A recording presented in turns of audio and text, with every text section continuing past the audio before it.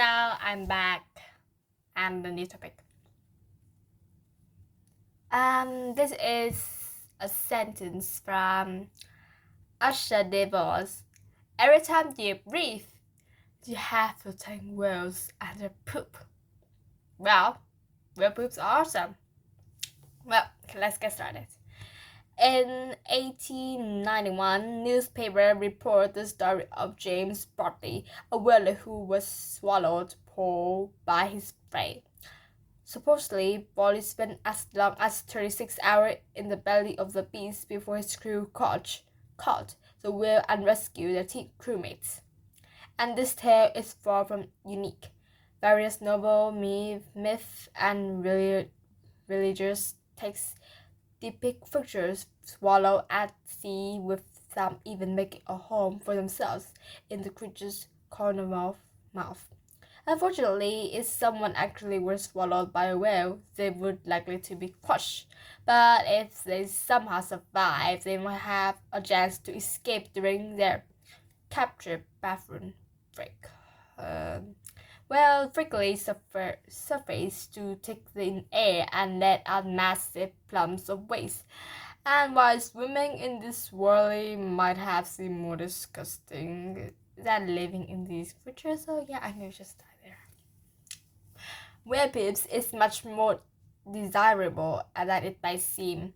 In fact, it may be one of the most important substances in the ocean and the world.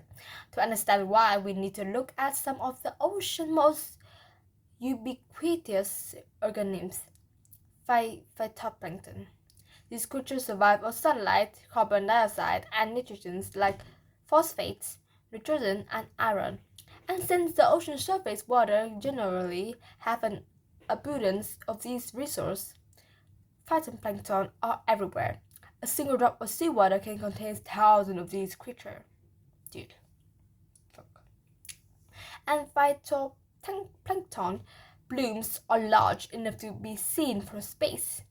These phytoplanktons then become food for countless macroscopic glaciers, including costpod and krill, which in turn feed a huge swath of marine life.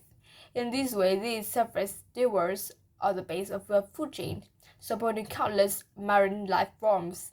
But when plankton die, the bodies can sink far below the surface, taking with them the carbon and iron the living creatures need to survive. And this is where whales come in, hunting at these depths. Whales consume huge amounts of these plankton predators. For example, species like the blue whale can consume up to 16 tons of course every day, leading them to regularly surface and release a slick of flex bread with iron. Through this cycle, whales act as a living plumb to bring iron from deeper waters back to the surface. However, if we take whales out of the equation, much as centuries of commercial whaling did, this natural system starts to break down. Over enough time, this broken cycle can lead to surface waters completely devoid of life, and similarly, major problems for us land dwellers. Phytoplankton's massive photosynthetic blooms produce as much as half of Earth's oxygen. Excuse me, what? And in addition to taking in iron, phytoplankton helps sequester huge amount of carbon, an element we need to extract from the air to address climate change. And according to one report, phytoplankton are estimated to capture 4 times the amount of carbon contained in the plant's life of Amazon.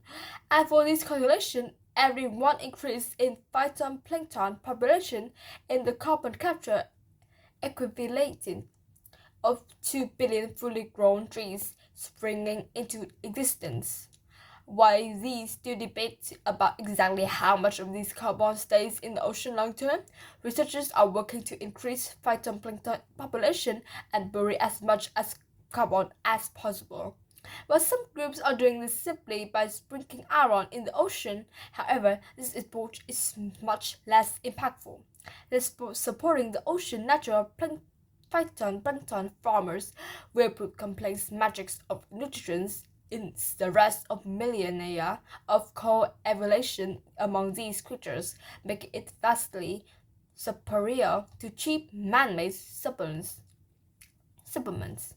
Right now, whale populations are still recovering from industry whaling, but if we can help these species rebound through whaling moratoriums, safer fishing, and shipping practice, and cleaning up pollution, it would do wonders for restoring this nutrient cycle. And even when these newly protected whales die natural death, still be fighting climate change. Not only can a whale body sequence up to 33 tons of carbon at the bottom of the ocean, but the remain can also become an entire ecosystem, continue to support life both above and below surface. Now this is the end of the topic. Thank you for listening.